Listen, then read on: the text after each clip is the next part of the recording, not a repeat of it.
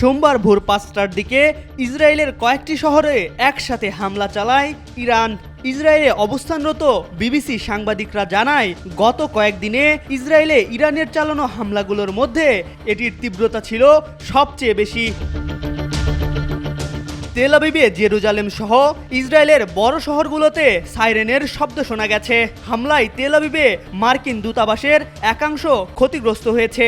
গতকাল রাতে এক দফা হামলার পর আজ ভোরে একসাথে বড় ও ছোট শহরে একসাথে করা ইরানের হামলায় 4টি এলাকা ধ্বংসস্তূপে পরিণত হয়েছে। উদ্ধার কাজ চালিয়ে যাচ্ছে উদ্ধারকারী বাহিনী। কর্তৃপক্ষ বলছে 5 জন মারা গেছে, 100-রও বেশি আহত হয়েছেন। ইসরায়েলও ইরানে হামলা চালিয়ে যাচ্ছে। সেখানে এখন পর্যন্ত 200-রও বেশি মানুষ মারা গেছে। এই হামলা বন্ধ হওয়ার কোনো লক্ষণ দেখা যাচ্ছে না। ইসরায়েলের অন্যতম গুরুত্বপূর্ণ বন্দরনগর হাইফাতেও বড় ধরনের হামলা করা হয়েছে এ দফায়। হাইফায় অবস্থিত একটি তেল শোধনাগারে বিভিন্ন পয়েন্টে কয়েক ঘন্টা ধরে আগুন জ্বলতে দেখা গেছে।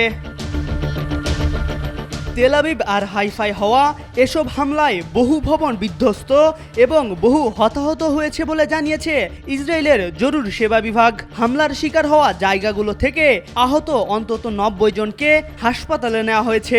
বেশ কয়েকটি জায়গায় ধ্বংসস্তূপ থেকে ভুক্তভোগীদের উদ্ধারের চেষ্টা করেছেন উদ্ধারকারী বাহিনী।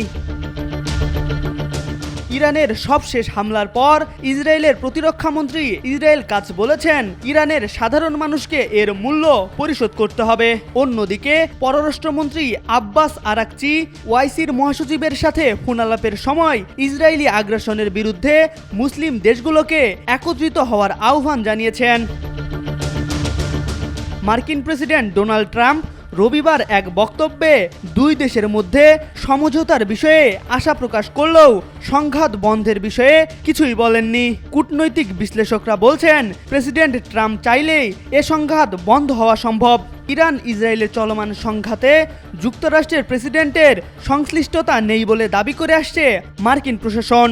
তবে রবিবার নেতানিয়াহু বলেন, যুক্তরাষ্ট্রের প্রশাসন ও ডোনাল্ড ট্রাম্প ইরানে ইসরায়েলের হামলা করার পরিকল্পনার বিষয়ে আগে থেকে জানতেন।